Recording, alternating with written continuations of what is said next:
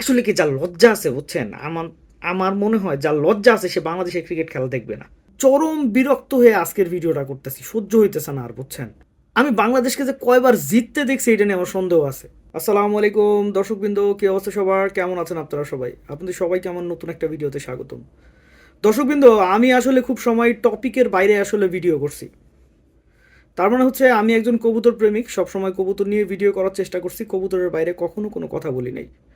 কিন্তু আজকে বিরক্ত, তার মানে চরম বিরক্ত হয়ে আজকের ভিডিওটা করতেছি, সহ্য হইতেছে না আর বুঝছেন। আমি একজন ক্রিকেট প্রেমিক। আপনারা যারা আমার ফেসবুকে আসলে আমার ভিডিও দেখেন তারা বহুবার দেখছেন। খেলা দেখি, খেলাটা এনজয় করি, অনেক সময় পোস্ট করি খেলা দেখার, ঠিক আছে। আহ, আমার কাছে মনে হয় আমি বাংলাদেশকে যে কয়বার জিততে দেখছি এটা নিয়ে আমার সন্দেহ আছে। সব সময় খালি হারেই, খালি হারেই। আচ্ছা, হারও সমস্যা নাই, কিন্তু বাংলাদেশ টিমের প্রতি যতটুকু ভালোবাসা, যতটুকু আসলে তার মানে মনে করতাম যে ওরা আমাদের দেশের জন্য খেলে, আমাদের দেশকে ভালোবাসে, এই জিনিসটা ভাই একেবারে মনে করেন ভুল থিঙ্কিং ছিল আমার। বাংলাদেশি ক্রিকেটারদের দেশের প্রতি কোনো ভালোবাসা নাই ভাই। ওদের ভালোবাসা হইতেছে ওদের টাকার উপরে, বুঝছেন। শুধুই ওদের টাকার উপরে ভালোবাসা, দেশপ্রেম বলে ওদের মধ্যে কিছু নাই ভাই। আমি আলোচিত পরিচালক নাজমুল ইসলামের যে কথাগুলো আছে সেই কথাগুলোর সাথে 100% এগ্রি করি। উনি একটাও ভুল কথা বলে নাই। এই লোকের দেশপ্রেম আছে।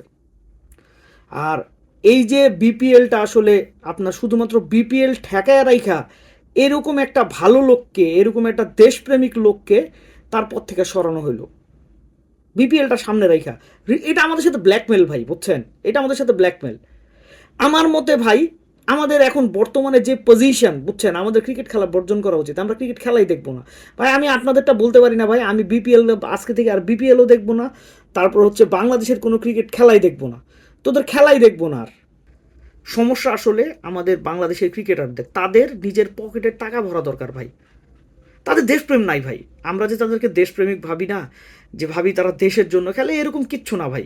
তারা তাদের ক্যারিয়ারের জন্য খেলে, এটা তাদের পেশা, তাদের কাছে শুধুই এটা পেশা ভাই। তাদের কোনো দেশপ্রেম নাই। তো যাই হোক ভাই, আমি বললাম যে আমি আর ক্রিকেট খেলা দেখবো না, মাপ চাই, দোয়া চাই, ঠিক আছে। জীবনে বহুত ক্রিকেট খেলা দেখছি, আর দেখার আগ্রহ নাই। আর মনে করেন এইসব কাণ্ডকীর্তি আর মজাও লাগে না, সহ্যও হয় না ভাই।